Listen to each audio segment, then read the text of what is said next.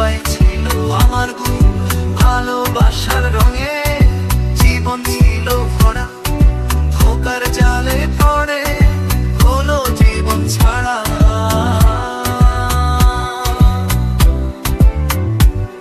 এখন আমি চেন্নাই শহরের এক কোণে, এয়ারপোর্টের পাশে 5 বছর ধরে শুধুই যন্ত্রণা বয়ে, নিজেকে সান্ত্বনা দেই ভাঙা হৃদয় নিয়ে। তবু মনে পড়ে সেই সব মায়াবী দিন, ভালোবাসার ভিড়ে।